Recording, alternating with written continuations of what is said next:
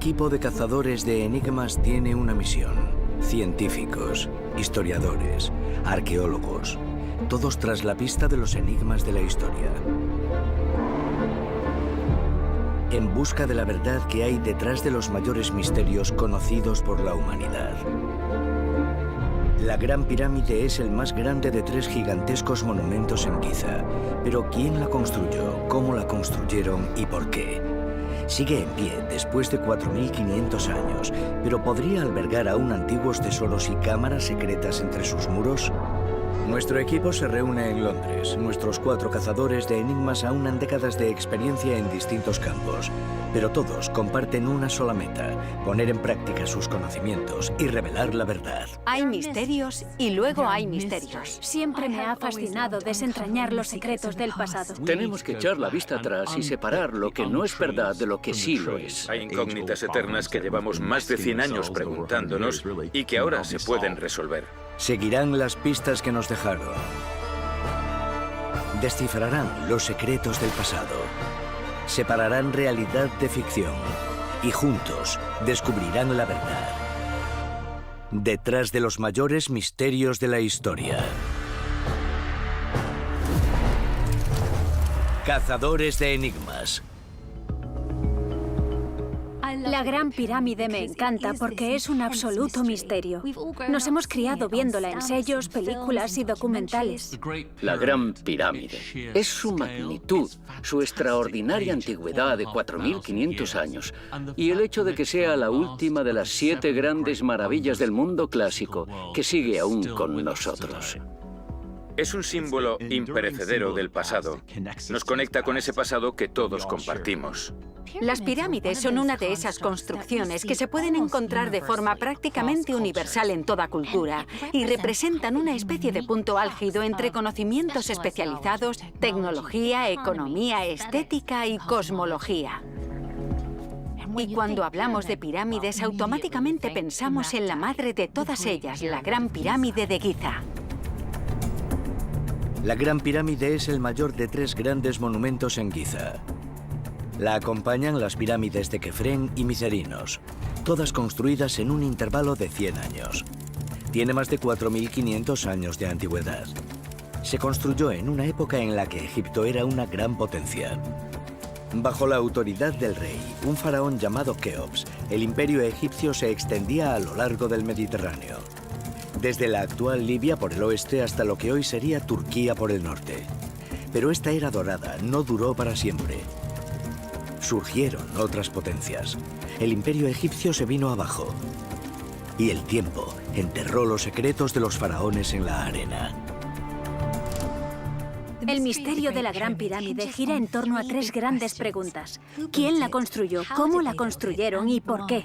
Las teorías han dado pie a misterios y me muero de ganas por ponerme a investigar. La antropóloga Karen Bellinger ha estado indagando sobre los constructores de la Gran Pirámide. Soy la doctora Karen Bellinger y soy antropóloga. He recorrido el mundo explorando lugares de la prehistoria hasta la actualidad, en busca de lo que significa ser humano.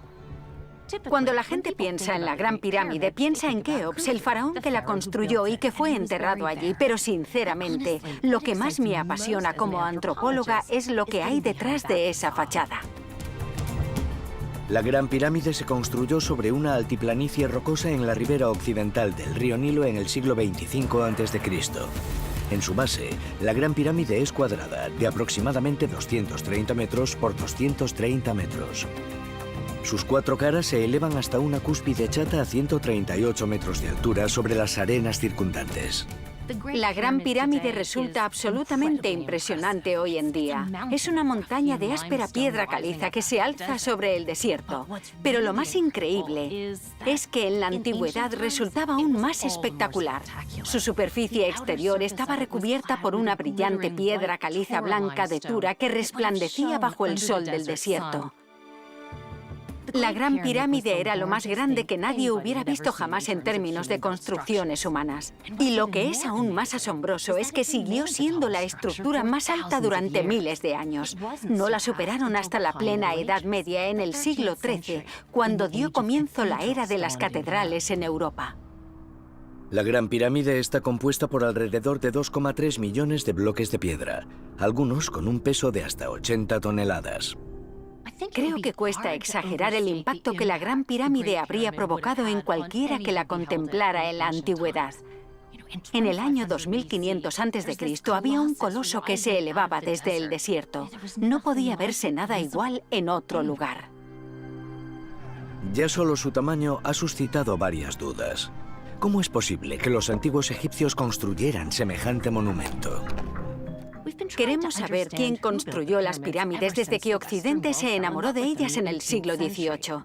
Y siempre ha habido cierto grado de escepticismo en algunos círculos que sostenían que era una tarea imposible para una civilización que existió hace tanto tiempo. Estas tesis infundadas afirmando que los antiguos egipcios no podrían haber construido la pirámide están en línea con otras teorías formuladas alrededor de pueblos indígenas, negros y personas de distintas razas cuyos impresionantes logros son menospreciados. Rara vez vemos a alguien sugerir que los griegos o los romanos de la antigüedad no construyeron todos los monumentos que se les atribuyen. Durante siglos se creyó que la Gran Pirámide la habían construido decenas de miles de esclavos. Heródoto, historiador de la antigua Grecia, viajó a Egipto en el siglo V a.C. Escribió acerca de las maravillas que allí vio y de las historias que escuchó. Le hablaron del faraón Keops, el rey que había construido la Gran Pirámide. A Heródoto le contaron que fue un tirano que esclavizó a miles de personas para construir su mausoleo. Pero Heródoto escribió sus crónicas en el siglo V a.C., 2000 años después de que se construyeran las pirámides. Sin embargo, Karen ha descubierto hallazgos arqueológicos más recientes que sugieren algo muy diferente. Los obreros de la pirámide son la auténtica base de este proceso de construcción. El faraón ya podría tener todo el dinero del mundo para construirla, que sin mano de obra para ello no habría pirámide. Y está claro que era un proyecto de construcción inmenso. Aunque no hubiera hecho falta un ejército de cientos de miles de personas, sí se habría necesitado mucha mano de obra. Y esa mano de obra habría requerido comida y alojamiento.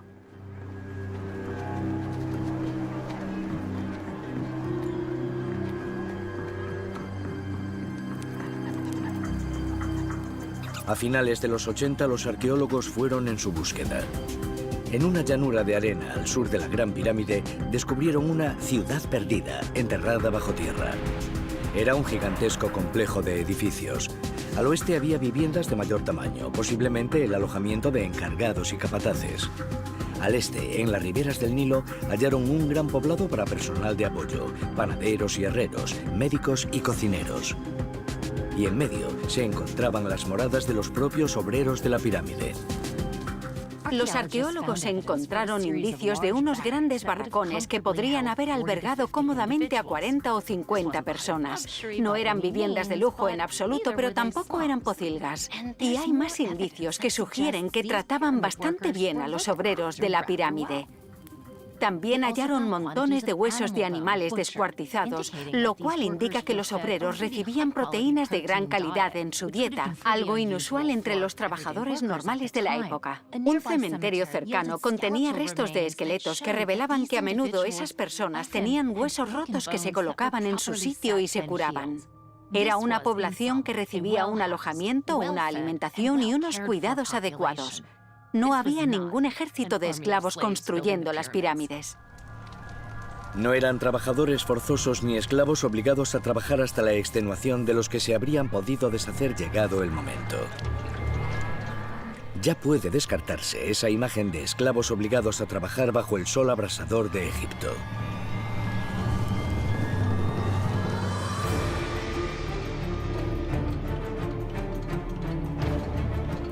En la actualidad, muchos egiptólogos creen que los obreros eran o bien reclutas o bien voluntarios para la gran causa. Puede que hubiera maestros artesanos siempre presentes. Cortar con precisión las piedras y colocarlas en el exterior no era tarea para principiantes. Pero se cree que probablemente hubiera miles de obreros menos cualificados. Habrían pasado en Giza un periodo de tiempo limitado antes de volver a sus aldeas. Trabajaban por equipos. Lo sabemos por las pintadas que se han encontrado en la propia pirámide. En pequeños lugares ocultos, los obreros anotaron el nombre de su cuadrilla. Dejaron su huella en la historia, y bien por ellos. Porque aunque la pirámide se construyera para el faraón, era mucho más que eso. El lugar donde se construyó la Gran Pirámide fue mucho más que una zona de construcción gigantesca. Fue un lugar de transformación social, un lugar donde personas que probablemente nunca habían salido de su aldea se juntaban durante un periodo de tiempo para participar en la edificación de ese gran monumento, no solo para un líder concreto, sino para toda su nación. Lo hicieron por la gloria de Egipto y satisfacía todas las creencias religiosas más importantes para aquella sociedad. Juntos estaban dando forma a la pirámide, y la pirámide les daba forma a ellos, a miles de egipcios, cientos de aldeas, todos siendo un solo pueblo. Los obreros de las pirámides son la verdadera base de este proceso de construcción. El faraón podría tener todo el dinero del mundo para construirla, pero sin mano de obra que la hiciera, no habría pirámide. Los cazadores de enigmas han concluido que los obreros que construyeron la Gran Pirámide no eran esclavos. Sabemos dónde vivían, lo que comían, los equipos en los que trabajaban. Pero hay algo que aún seguimos sin saber. ¿Cómo fueron capaces de construir la Gran Pirámide? La Gran Pirámide de Giza. El mayor de 3 monumentos gigantescos en la ribera occidental del Nilo. Lleva en pie 4.500 años y sus silentes piedras aún albergan muchos misterios.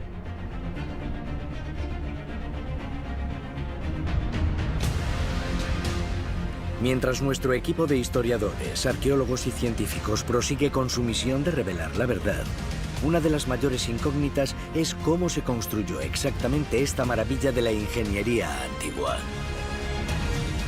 Esta estructura sigue fascinándome. 4.500 años de antigüedad y 140 metros de altura. ¿Cómo la construyeron exactamente? Seguimos dándonos de cabezazos ante esta pregunta, como ya hicieron los romanos hace siglos. Soy Tony McMahon y mi aproximación al pasado consiste en investigar aquellos misterios que aparentemente son imposibles de resolver, distinguiendo la realidad de la ficción, separando la historia del misterio. Sigue habiendo poco consenso respecto a la edificación de estas monumentales construcciones.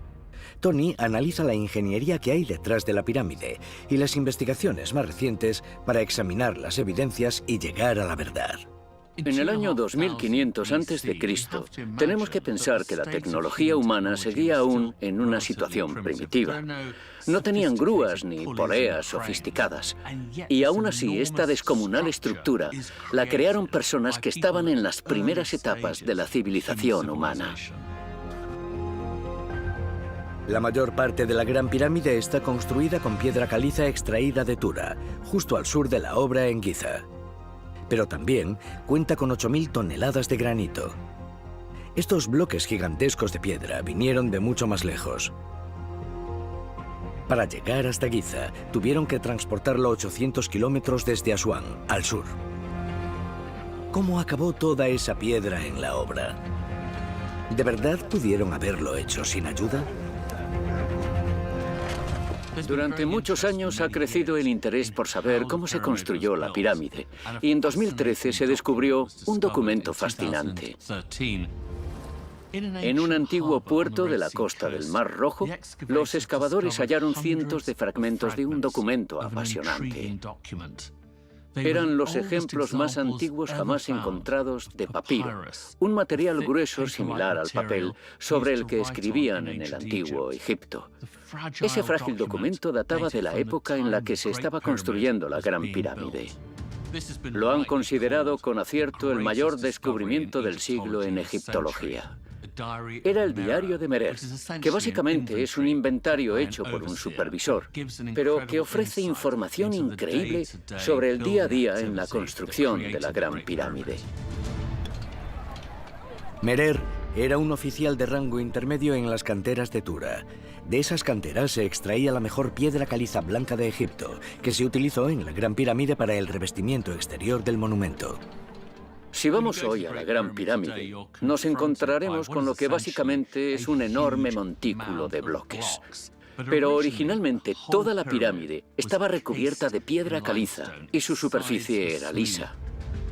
El diario que los arqueólogos descubrieron en 2013 detalla el transporte de piedra caliza desde la cantera hasta Giza. Lo que sabemos, gracias a lo que Merer, el supervisor, escribió en ese trozo de papiro, es que la operación para construir la Gran Pirámide era muy sofisticada. Implicaba transportar enormes bloques de piedra desde canteras a cientos de kilómetros de distancia, utilizando un sistema de canales y también el propio río Nilo. Y esto habría requerido necesariamente un esfuerzo nacional para poder llevar a cabo una operación de este calibre. Mediante jeroglíficos, Merer registró el trabajo diario de su equipo. Llevaban los pesados bloques de piedra en trineos hasta el Nilo, donde las embarcaciones los transportaban río abajo. El viaje de ida y vuelta duraba 3 días. Durante los 5 meses registrados en el diario, el equipo de barqueros de Merer transportó 1 millar de bloques de piedra caliza blanca hasta la obra. Eso supone 20 bloques de piedra caliza con un peso medio de 2,5 toneladas cada uno, transportados 20 kilómetros. Habrían utilizado la corriente del Nilo para facilitar su regreso a Giza río abajo, pero sigue siendo impresionante aún para los estándares actuales. Sin embargo, llevar los bloques hasta Giza solo era parte del problema. Aún había que llevar la piedra desde el río hasta la obra y elevarla hasta su lugar en la pirámide. Si partimos de la base de que tardaron unos 20 años en construir la Gran Pirámide, eso significaría que debieron de colocar un bloque cada 2 minutos. Eso suscita una pregunta. ¿Cómo diantres pudieron hacerlo con la tecnología de la época? Durante al menos 2000 años, muchos analistas pensaron que utilizaron alguna clase de sistema de rampas para ir subiendo esas piedras cada vez más arriba. Pero, ¿qué tipo de rampa? En construcciones antiguas egipcias se han hallado rampas de ladrillos de adobe secados al sol. Pero para la Gran Pirámide habría hecho falta una cuesta enorme, lo bastante ancha para que equipos de hombres pudieran cruzarse y también resistente para cargar bloques de muchas toneladas hasta los niveles superiores. ¿Cómo habría sido posible? Tony ha estado indagando en diferentes teorías. Una de las teorías sobre las rampas afirma que había una sola megarampa apoyada en la superficie de la pirámide. Y resulta perfectamente factible. Pero el problema es que no existen indicios de que esa rampa haya existido. El gran escritor romano Plinio descartó la idea de que hubiera una megarampa, aunque resulta fascinante que los romanos, que construyeron a una escala tan épica a lo largo de todo su imperio, se sintieran cautivados por una estructura que ya tenía 2500 años en la época en la que Plinio escribía. A lo largo de los siglos se han barajado distintos tipos de rampa. Una rampa en zigzag que serpenteaba por una cara de la pirámide, o una rampa en espiral que ascendía a su alrededor y rodeaba la estructura entera. El problema es que no existe indicio alguno de ninguna de estas rampas externas, y todas ellas presentan dificultades logísticas. Esta falta de pruebas llevó a un investigador a formular una nueva teoría.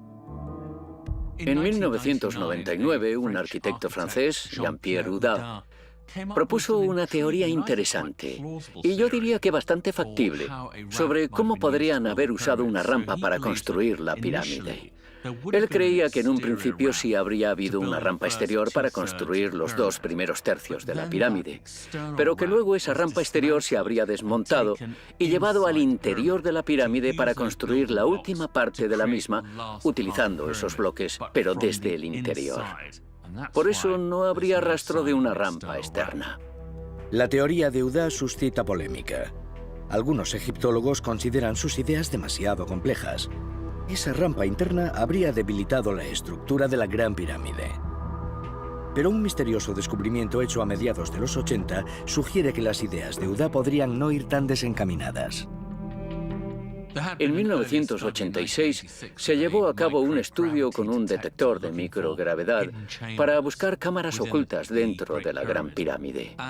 Y detectaron un misterioso diseño en espiral de un material de menor densidad. En aquel momento no tenía mucho sentido. Pero cuando Uda formuló su teoría años después, de repente cuadró con la idea de la utilización de una especie de sistema de rampas internas en la construcción de la pirámide. Pero había un problema con la teoría de Uda. ¿Cómo movían estos bloques de piedra por las angostas esquinas de la rampa interna? Tendrían que haber creado alguna especie de zona con un sistema de hendiduras que fuera capaz de hacer girar los bloques. Uda sugirió que la rampa giraba por el interior de la pirámide y que en un principio la estructura se había quedado abierta. En colaboración con un egiptólogo estadounidense llamado Bob Breyer, Uda fue en busca de esas hendiduras. En 2008 concedieron permiso a Breyer para escalar la Gran Pirámide. Quería ver más de cerca lo que Uda y él pensaban que podía ser una de esas aperturas en el exterior de la pirámide. Subió unos 80 metros hasta que en la cara noreste descubrió una plataforma irregular y un hueco por el que echó un vistazo, y vio lo que describió como una sala en forma de L. Esto concuerda con la idea de que los bloques se movían por el interior, y obviamente habría sido muy complicado moverlos. Cualquiera que haya movido un sofá por la casa sabrá a lo que me refiero.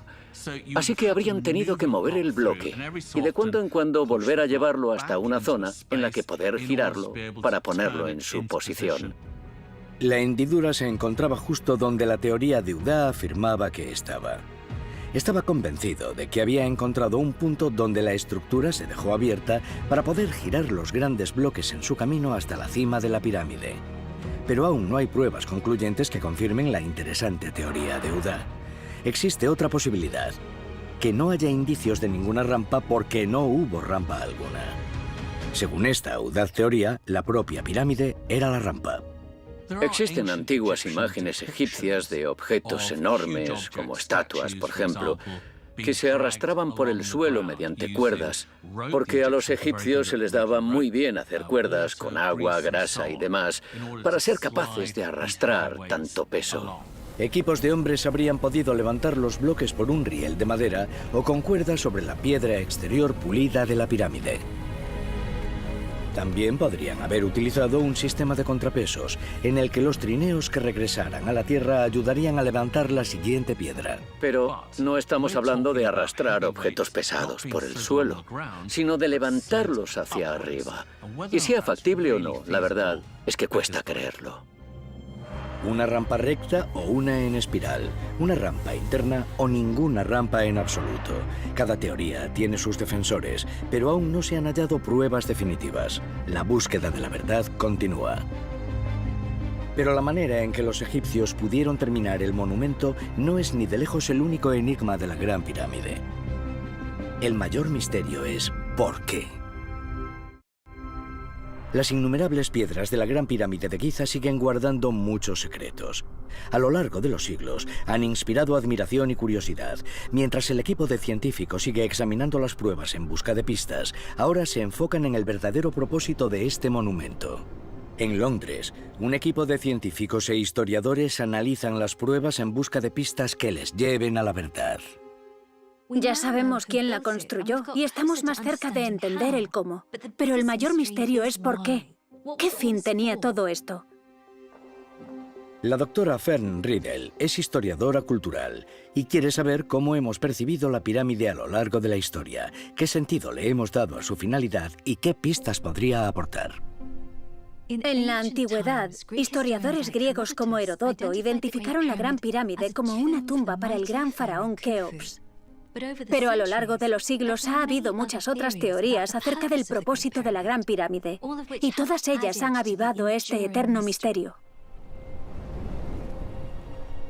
Los antiguos eruditos hallaron en la Biblia una explicación a las gigantescas construcciones del desierto. El Génesis del Antiguo Testamento cuenta la historia de un faraón egipcio atormentado por sus sueños.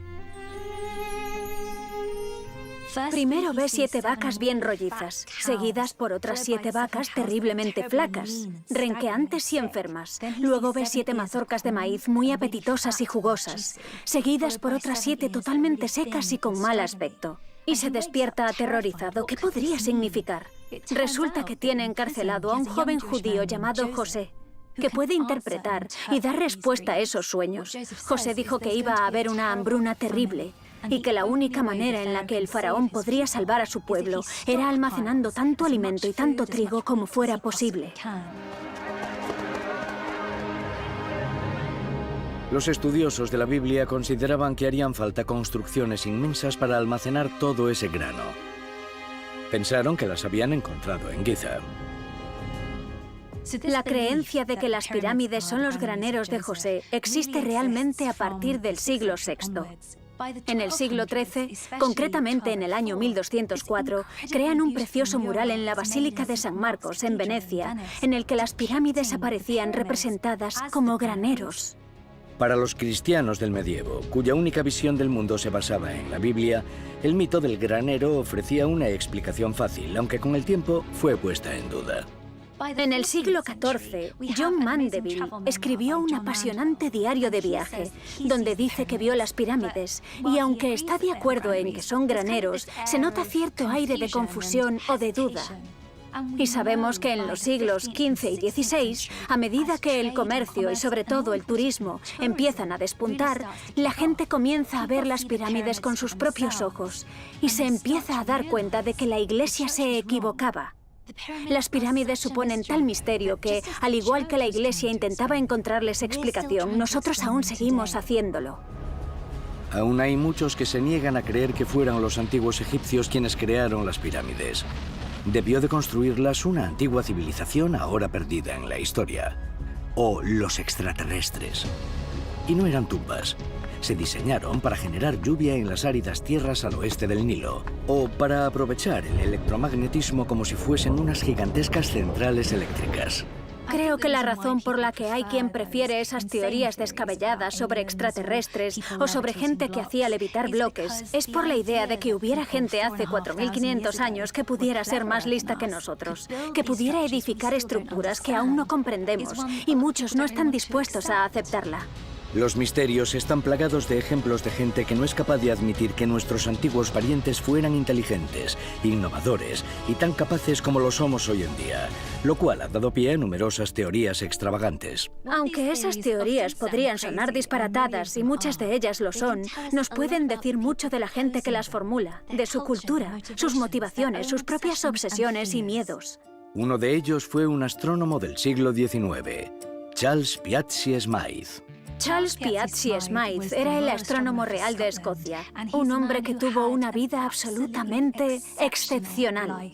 A los 16 años ya estaba recorriendo el mundo, investigando el tiempo y el espacio, y tratando de encajar y explicar un montón de misterios a la gente de a pie. Smyth se obsesionó con la Gran Pirámide, con cómo se construyó y con el significado que tenía. Estaba convencido de que, siguiendo las instrucciones de Dios, la había construido una tribu perdida de israelitas que más tarde fundarían Gran Bretaña. En 1860 quiso convencer a la Royal Society para financiar una expedición que resolviese el misterio de una vez por todas. Desgraciadamente, la Royal Society se negó, pero eso no lo detuvo. Y Charles Piazzi Smyth viajó acompañado de un grupo de personas a Egipto para resolver el misterio de la Gran Pirámide. Lo hizo estudiando e ideando una forma completamente nueva de medir y comprender la Gran Pirámide. En 1867, Smyth publicó un libro sobre su obsesión. Nuestro legado en la Gran Pirámide tenía más de 600 páginas, pero pronto se convirtió en un superventas. Smyth creía que el monumento de Giza era un modelo de la Tierra y de su historia, desde su principio hasta su final. Mediante una medición precisa de la pirámide, también estableció una fecha para el apocalipsis. Charles Piazzi Smyth creía que como la gran galería de la pirámide de Keops medía 1881 pulgadas, el mundo podría terminar tras 1881. Creía que a partir de 1882 el mundo se sumiría en revoluciones, guerra y caos. Supondría la llegada del anticristo e incluso el segundo advenimiento de Cristo. Pero el apocalipsis estaba aquí. Tenemos que entender una cosa, y es que la época victoriana estaba repleta de cultos apocalípticos. Porque fue una era llena de grandes progresos, agitación y tecnología. La gente tiene miedo al cambio, tiene miedo del fin del mundo. El problema, claro, es que cuando pasa 1882 y todo sigue bien, tu credibilidad se queda tocada y es objeto de sátira en todos los periódicos y en el mundo occidental. Así que realmente debió de ser una época muy dolorosa para él. A pesar de este humillante fracaso, sin saberlo, Charles Piazzi Smythe fue responsable de uno de los descubrimientos más importantes jamás realizados en la Gran Pirámide. En septiembre de 1872, un ingeniero británico estaba trabajando en una cámara en las profundidades de la Gran Pirámide. Se llamaba Wyman Dixon. Estaba examinando las juntas de la mampostería en la pared sur de la cámara, cuando notó que una de las piedras sonaba hueca. Dixon la rompió.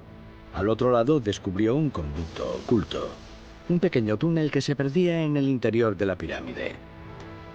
Dixon examinó la pared norte de la cámara y allí también halló otro conducto secreto. Pero eso no era todo.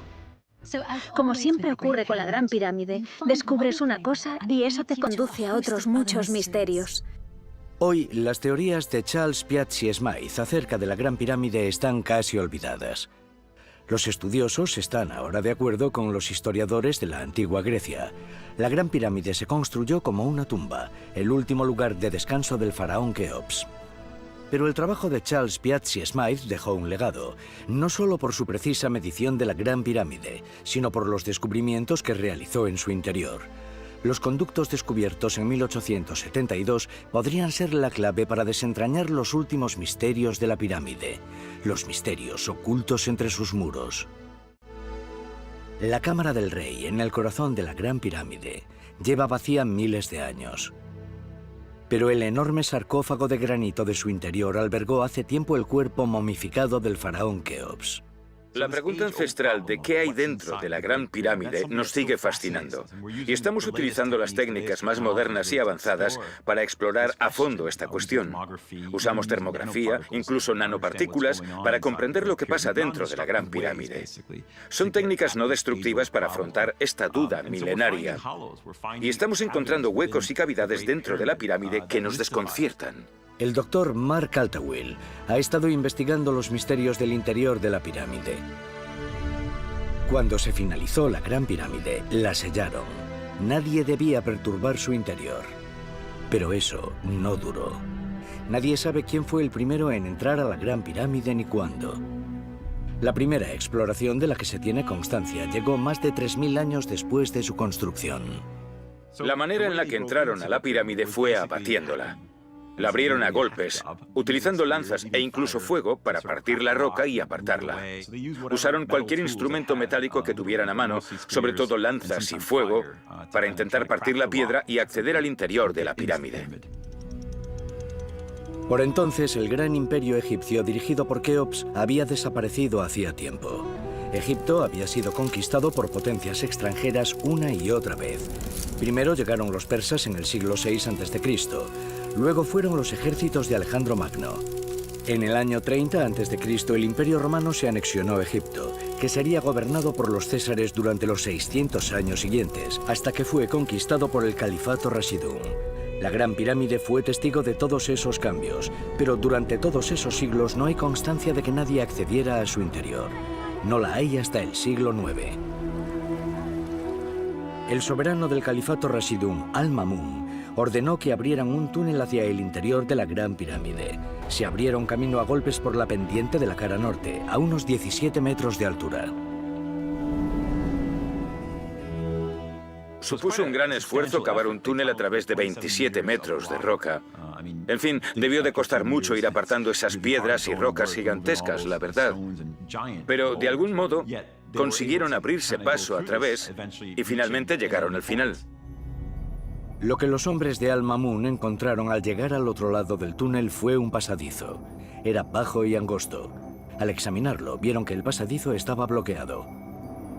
3 enormes losas de granito bloqueaban la entrada.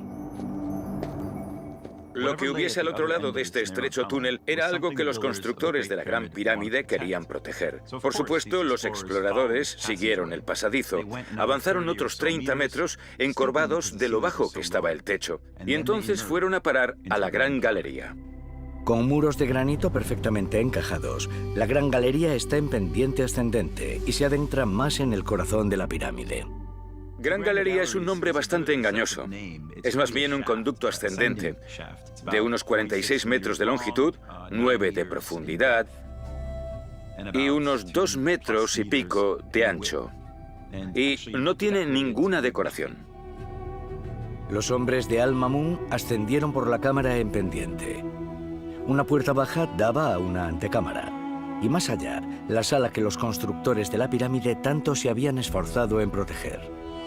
Una gran cámara recubierta por granito liso y de un rojo oscuro.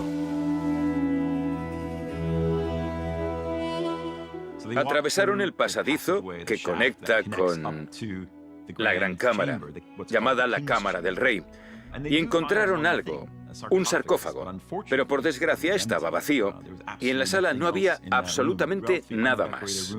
Una sala relativamente sin decorar, con un gran sarcófago, parecía un lugar adecuado para un rey, dado su tamaño y el gran sarcófago. Pero ni había tesoros ni nada más, así que surge la pregunta, ¿qué pasó? ¿Qué pasó con el faraón, con su cuerpo, con la momia y qué pasó con los tesoros? Los funerales de la gente rica en el antiguo Egipto eran fastuosos. Un gran faraón como Keops habría sido momificado. Su cuerpo envuelto en vendas de lino y metido en un ataúd ornamentado. Acompañándole en su viaje al más allá habría tenido ingentes cantidades de tesoros, mobiliario y joyas. Existen dos teorías principales. Una, por supuesto, es que si ves una cámara vacía que parece adecuada para el sepulcro de un rey, de un faraón, y no hay nada, se puede pensar que quizá la saquearan y robaran los tesoros. Pero una segunda posibilidad es que los antiguos egipcios sabían que podrían saquear la tumba, y por eso habrían creado una cámara falsa, una especie de pasadizo sin salida que condujera a una cámara que no tenía absolutamente nada en ella. A lo largo de los siglos, otros exploradores se han adentrado más en los oscuros interiores sin ventilación de la Gran Pirámide. La gran sala con el sarcófago se ha denominado la Cámara del Rey. Por debajo de ella hay una Cámara de la Reina, conectada con la Gran Galería por un pasadizo horizontal. Y por otro pasadizo, por debajo de la pirámide, enterrada en el propio lecho de roca, se llega a una cámara subterránea. En muchas pirámides hay una cámara funeraria que suele estar debajo de la entrada, bajo tierra en realidad. Esto provendría de la antigua tradición de las mastabas, las antiguas tumbas anteriores a los faraones, que solían ser subterráneas. Lo curioso de la Gran Pirámide es que tenemos una cámara superior, la cámara donde podrían haber enterrado al faraón, lo cual supone una gran diferencia con respecto a otras pirámides. La finalidad de todas esas salas en la pirámide de Keops es un misterio. Si la cámara del rey era la cámara funeraria, ¿para qué servían las otras? La cámara subterránea está sin terminar y en la cámara de la reina no había ninguna reina, fue solo el nombre que le dieron. Y no es el único misterio. Tanto en la cámara del rey como en la de la reina hay estrechos conductos que se pierden en el interior de la pirámide desde los muros norte y sur. Hay conductos en la cámara del rey que se extienden hasta el exterior de la pirámide. También están los angostos túneles que el ingeniero Charles Piazzi Smythe descubrió en 1872. El propósito de esos conductos sigue confundiendo a los científicos. Lo más extraño de todo es que los conductos no parecen tener ninguna conexión con el exterior. Parece que solo son túneles pequeños y estrechos que atraviesan la pirámide, pero que terminan misteriosamente en una especie de puerta o pasadizo, quizá. Así que no sabemos realmente a dónde van esos conductos. En 1993, un robot enviado por arqueólogos alemanes ascendió 63 metros por el conducto de la muralla sur de la Cámara de la Reina. Una de las veces que enviaron robots, pudieron llegar más lejos y subieron 63 metros por el conducto de la Cámara de la Reina y vieron una puerta o una especie de pasadizo taponado por un bloque de piedra caliza, pero con dos bisagras de cobre que parecían conectar con el resto de la pirámide, así que estaba hecho para que algo pasara por allí. Este bloque no era de áspera piedra caliza como en la mayor parte de la pirámide, sino de piedra caliza blanca de Tura, el material de primera calidad que decoraba el exterior de la pirámide. Pero el por qué lo utilizaron aquí y la función de las bisagras de cobre desconcertaron a los arqueólogos. Proyectos posteriores intentaron resolver el misterio. Robots más avanzados ascendieron por el conducto. Llegaron incluso más lejos. Perforando un diminuto orificio en la puerta de piedra, los científicos lograron fotografiar el otro lado. Hallaron otro posible pasadizo, así que no terminaba allí, sino que había otro que llevaba a algún otro lado. Hallaron inscripciones y lo que parecían decoraciones con pintura. Así que está claro que es algún tipo de pasadizo importante en estos conductos. Pero el uso que le daban no está claro. Es posible que todas las cámaras de la pirámide pudieran haberse utilizado como tumbas. Si el faraón Keops murió antes de que el monumento estuviera terminado, puede estar en alguna de las criptas inferiores. Lo primero que comenzaron fue la fosa subterránea, pero la dejaron a medias cuando terminaron la cámara de la reina más arriba. Después prepararon encima la gran cámara del rey.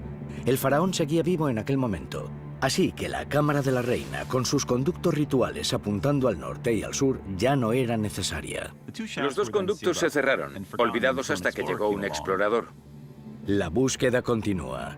En 2017, unos científicos volvieron a escanear la Gran Pirámide. Utilizando imágenes térmicas y midiendo la variación de unos rayos cósmicos conocidos como muones, realizaron un descubrimiento asombroso. Descubrieron indicios de otra cámara nunca vista, situada sobre la Gran Galería. Aún se desconocen su tamaño y forma exactos. Su propósito sigue siendo otro misterio. Parece que en la vasta oscuridad de la Gran Pirámide aún quedan secretos por encontrar. Hemos descubierto que los obreros de la pirámide no fueron esclavos, sino que trabajaron juntos para construir un nuevo Egipto. El lugar donde se construyó la Gran Pirámide fue algo más que una obra gigantesca. Fue un lugar de transformación social, donde participaron en la construcción de ese gran monumento no solo para un líder concreto, sino para toda la nación. Lo hicieron por la gloria de Egipto y satisfacía todas las creencias religiosas importantes para aquella sociedad. Hemos analizado cómo podrían haber construido tal monumento. La idea de que hubiera gente hace 4.500 años que era más lista que nosotros, de que pudiera edificar estructuras que seguimos sin comprender, muchos no están dispuestos a aceptarla. Y hemos examinado las razones por las que lo hicieron. Creo que habría sido milagroso para la época. Desde luego habría sido un acto de grandeza, una muestra de la magnificencia del faraón.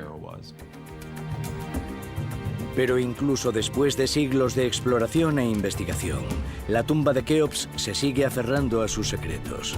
El trabajo de historiadores y científicos prosigue para desentrañar los misterios de la Gran Pirámide y desvelar la verdad. La Gran Pirámide ha inspirado a historiadores durante generaciones y continuará haciéndolo. Hemos aprendido mucho, pero aún queda por descubrir. Es increíble lo viva que sigue esta investigación después de 4.500 años. Las nuevas tecnologías no paran de avanzar. Las respuestas están ahí fuera. Descubrirlas será toda una aventura.